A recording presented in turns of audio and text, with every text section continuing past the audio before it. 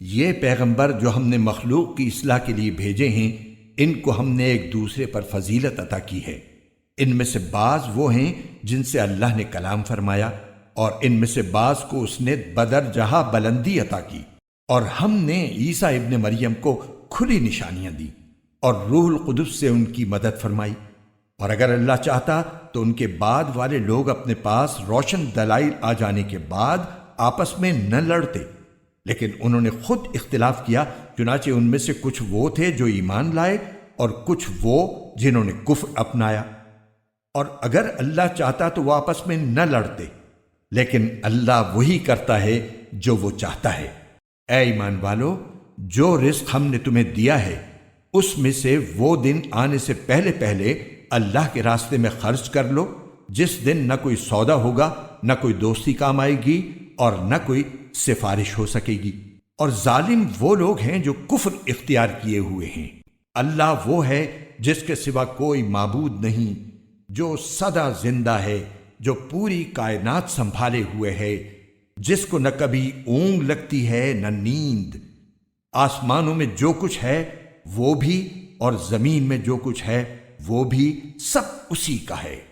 کون ہے جو اس کے حضور اس کی اجازت کے بغیر کسی کی سفارش کر سکے؟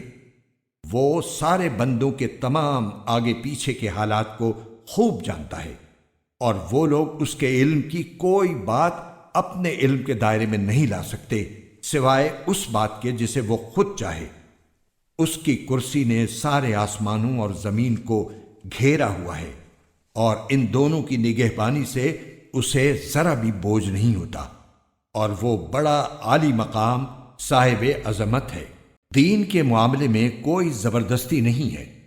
ہدایت کا راستہ گمراہی سے ممتاز ہو کر واضح ہو چکا۔ اس کے بعد جو شخص طاغوت کا انکار کر کے اللہ پر ایمان لائے گا، اس نے ایک مضبوط کنڈا تھام لیا جس کے ٹوٹنے کا کوئی امکان نہیں، اور اللہ خوب سننے والا ہے، سب کچھ جاننے والا ہے۔ اللہ ایمان والوں کا رکھوالا ہے، وہ انہیں اندھیریوں سے نکال کر روشنی میں لاتا ہے، اور جن لوگوں نے کفر اپنا لیا ہے ان کے رکھوالے وہ شیطان ہیں جو انہیں روشنی سے نکال کر اندھیریوں میں لے جاتی ہیں۔ وہ سب آگ کے باسی ہیں، وہ ہمیشہ اسی میں رہیں گے۔ کیا تم نے اس شخص کے حال پر غور کیا جس کو اللہ نے سلطنت کیا دے دی تھی کہ وہ اپنے پروردگار کے وجود ہی کے بارے میں ابراہیم سے بحث کرنے لگا؟ جب ابراہیم نے کہا کہ میرا پروردگار وہ ہے جو زندگی بھی دیتا ہے اور موت بھی، تو وہ کہنے لگا کہ میں بھی زندگی دیتا ہوں اور موت دیتا ہوں۔ ابراہیم نے کہا، اچھا، اللہ تو سورج کو مشرق سے نکالتا ہے، تم ذرا اسے مغرب سے تو نکال کر لاؤ۔ اس پر وہ کافر مبہوت ہو کر رہ گیا، اور اللہ ایسے ظالموں کو ہدایت نہیں دیا کرتا۔ یا تم نے اس جیسے شخص کے واقعے پر غور کیا جس کا ایک بستی پر ایسے وقت گزر ہوا جب وہ چھتوں کے بل گری پڑی تھی؟ اس نے کہا کہ اللہ اس بستی کو اس کے مرنے کے بعد کیسے زندہ کرے گا؟ پھر اللہ نے اس شخص کو 100 سال تک کے لیے موت دی، اس کے بعد زندہ کر دیا، اور پھر پوچھا کہ تم کتنے عرصے تک اس حالت میں رہے ہو؟ اس نے کہا، 1 دن یا 1 دن کا کچھ حصہ۔ اللہ نے کہا، نہیں، بلکہ تم 100 سال اسی طرح رہے ہو۔ اب اپنے کھانے پینے کی چیزوں کو دیکھو کہ وہ ذرا نہیں سڑیں، اور دوسری طرف اپنے گدھے کو دیکھو کہ گل سڑ کر اس کا کیا حال ہو گیا ہے۔ اور یہ ہم نے اس لیے کیا تاکہ ہم تمہیں لوگوں کے لیے اپنی قدرت کا ایک نشان بنا دیں۔ اور اب اپنے گدھے کی ہڈیوں کو دیکھو کہ ہم کس طرح انہیں اٹھاتے ہیں، پھر ان کو گوشت کا لباس پہناتے ہیں۔ چنانچہ جب حقیقت کھل کر اس کے سامنے آ گئی تو وہ بول اٹھا کہ مجھے یقین ہے اللہ ہر چیز پر قدرت رکھتا ہے۔ اور اس وقت کا تذکرہ سنو جب ابراہیم نے کہا تھا کہ میرے پروردگار، مجھے دکھائیے کہ آپ مردوں کو کیسے زندہ کرتے ہیں۔ اللہ نے کہا، کیا تمہیں یقین نہیں؟ کہنے لگے، یقین کیوں نہ ہوتا، مگر یہ خواہش اس لیے کی ہے تاکہ میرے دل کو پورا اطمینان حاصل ہو جائے۔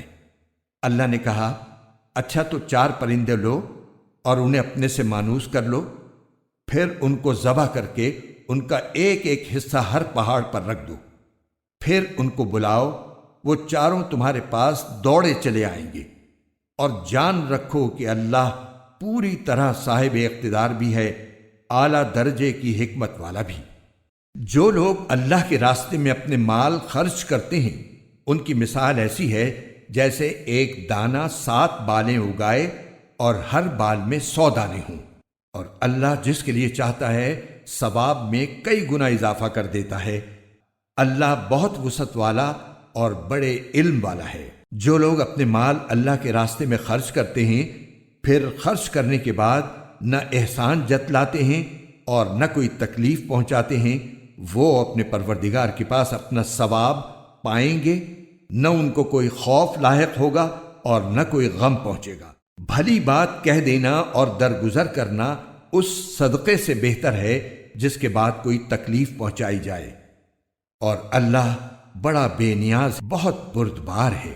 اے ایمان والو، اپنے صدقات کو احسان جتلا کر اور تکلیف پہنچا کر اس شخص کی طرح ضائع مت کرو جو اپنا مال لوگوں کو دکھانے کے لیے خرچ کرتا ہے اور اللہ اور یوم آخرت پر ایمان نہیں رکھتا۔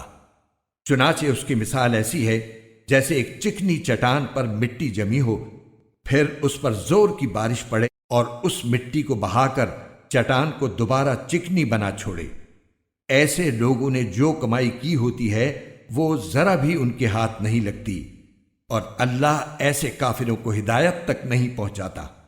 اور جو لوگ اپنے مال اللہ کی خوشنودی طلب کرنے کے لیے اور اپنے آپ میں پختگی پیدا کرنے کے لیے خرچ کرتے ہیں ان کی مثال ایسی ہے جیسے ایک باغ کسی ٹیلے پر واقع ہو، اس پر زور کی بارش برسے تو وہ دگنا پھل لے کر آئے، اور اگر اس پر زور کی بارش نہ بھی برسے تو ہلکی پھوار بھی اس کے لیے کافی ہے۔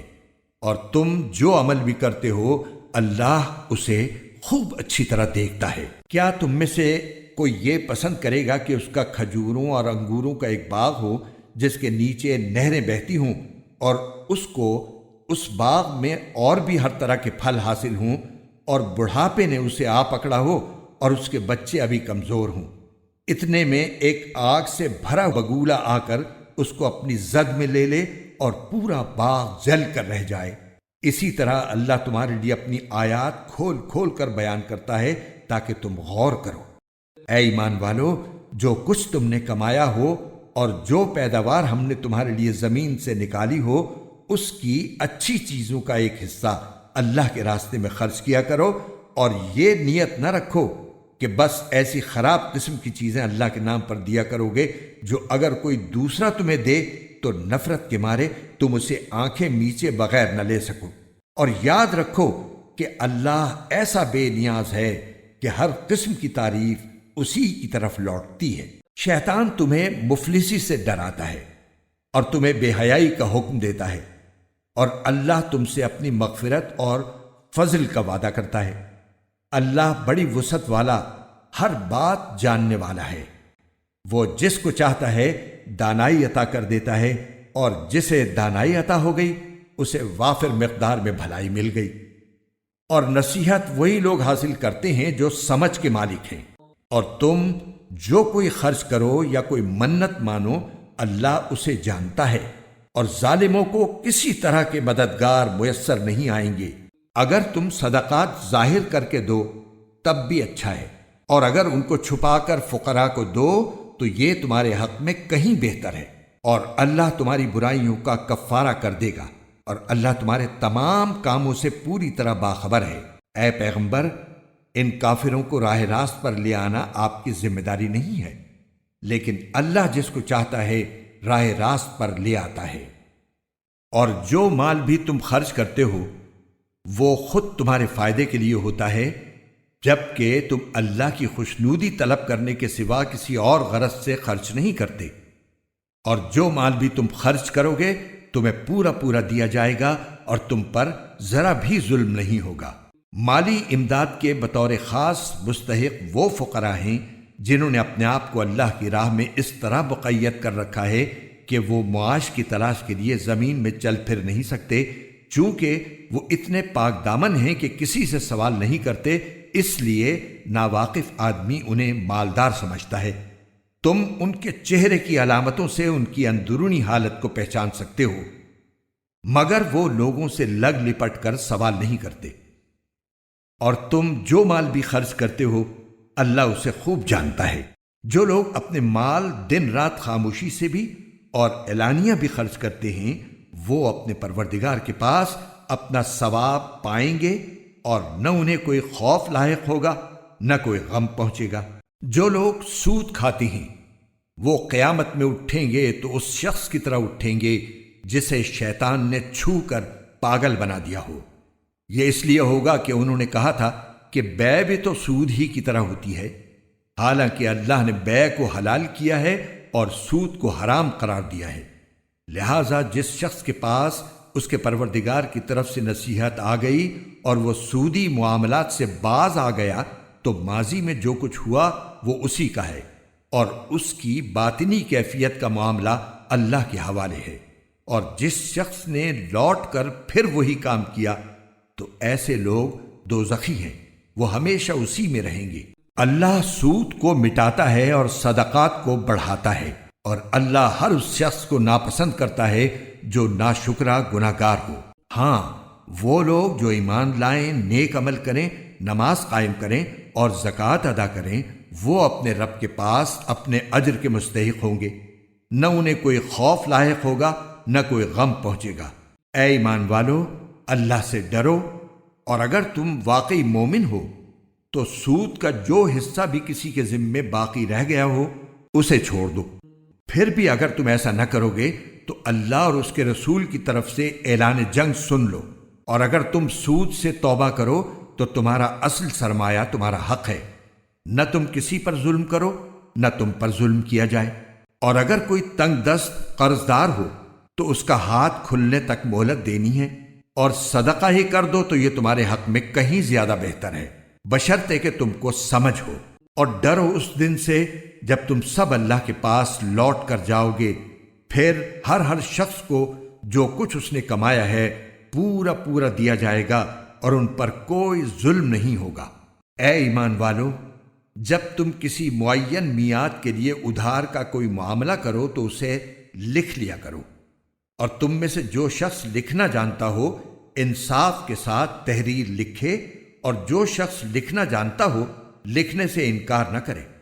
جب اللہ نے اسے یہ علم دیا ہے تو اسے لکھنا چاہیے، اور تحریر وہ شخص لکھوائے جس کے ذمے حق واجب ہو رہا ہو، اور اسے چاہیے کہ وہ اللہ سے ڈرے جو اس کا پروردگار ہے، اور اس حق میں کوئی کمی نہ کرے۔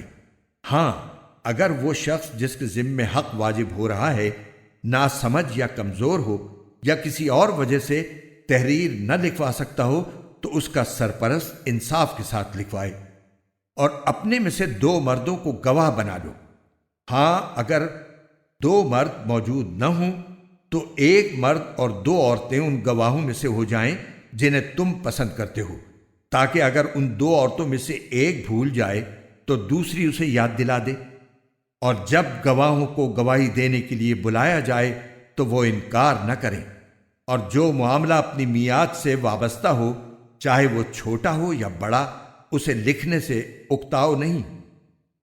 یہ بات اللہ کے نزدیک زیادہ قرین انصاف اور گواہی کو درست رکھنے کا بہتر ذریعہ ہے، اور اس بات کی قریبی ضمانت ہے کہ تم آئندہ شک میں نہیں پڑو گے۔ ہاں، اگر تمہارے درمیان کوئی نقد لین دین کا سودا ہو تو اس کو نہ لکھنے میں تمہارے لیے کچھ حرج نہیں ہے، اور جب خرید و فروخت کرو تو گواہ بنا لیا کرو، اور نہ لکھنے والے کو کوئی تکلیف پہنچائی جائے نہ گواہ کو، اور اگر ایسا کرو گے تو یہ تمہاری طرف سے نافرمانی ہوگی۔ اور اللہ کا خوف دل میں رکھو، اللہ تمہیں تعلیم دیتا ہے اور اللہ ہر چیز کا علم رکھتا ہے۔ اور اگر تم سفر پر ہو اور تمہیں کوئی لکھنے والا نہ ملے تو ادائیگی کی ضمانت کے طور پر رہن قبضے میں رکھ لیے جائیں۔ ہاں، اگر تم ایک دوسرے پر بھروسہ کرو تو جس پر بھروسہ کیا گیا ہے وہ اپنی امانت ٹھیک ٹھیک ادا کرے، اور اللہ سے ڈرے جو اس کا پروردگار ہے۔ اور گواہی کو نہ چھپاؤ، اور جو گواہی کو چھپائے وہ گناہگار دل کا حامل ہے، اور جو عمل بھی تم کرتے ہو اللہ اس سے خوب واقف ہے۔ جو کچھ آسمانوں میں ہے اور جو کچھ زمین میں ہے سب اللہ ہی کا ہے، اور جو باتیں تمہارے دلوں میں ہیں خواہ تم ان کو ظاہر کرو یا چھپاؤ، اللہ تم سے ان کا حساب لے گا۔ پھر جس کو چاہے گا معاف کر دے گا اور جس کو چاہے گا سزا دے گا، اور اللہ ہر چیز پر قدرت رکھتا ہے۔ یہ رسول یعنی حضرت محمد صلی اللہ علیہ وسلم اس چیز پر ایمان لائے ہیں جو ان کی طرف ان کے رب کی طرف سے نازل کی گئی ہے، اور ان کے ساتھ تمام مسلمان بھی۔ یہ سب اللہ پر، اس کے فرشتوں پر، اس کے کتابوں پر اور اس کے رسولوں پر ایمان لائے ہیں۔ وہ کہتے ہیں کہ ہم اس کے رسولوں کے درمیان کوئی تفریق نہیں کرتے کہ کسی پر ایمان لائیں کسی پر نہ لائیں، اور وہ یہ کہتے ہیں کہ ہم نے اللہ اور رسول کے احکام کو توجہ سے سن لیا ہے اور ہم خوشی سے ان کی تعمیل کرتے ہیں۔ اے ہمارے پروردگار، ہم آپ کی مغفرت کے طلبگار ہیں اور آپ ہی کی طرف ہمیں لوٹ کر جانا ہے۔ اللہ کسی بھی شخص کو اس کی وسعت سے زیادہ ذمہ داری نہیں سونپتا۔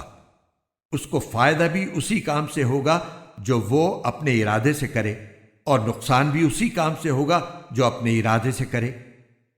مسلمانوں، اللہ سے یہ دعا کیا کرو کہ اے ہمارے پروردگار، اگر ہم سے کوئی بھول چوک ہو جائے تو ہماری گرفت نہ فرمائیے، اور اے ہمارے پروردگار، ہم پر اس طرح کا بوجھ نہ ڈالیے جیسا آپ نے ہم سے پہلے لوگوں پر ڈالا تھا، اور اے ہمارے پروردگار، ہم پر ایسا بوجھ نہ ڈالیے جسے اٹھانے کی ہم میں طاقت نہ ہو، اور ہماری خطاؤں سے درگزر فرمائیے، ہمیں بخش دیجیے اور ہم پر رحم فرمائیے۔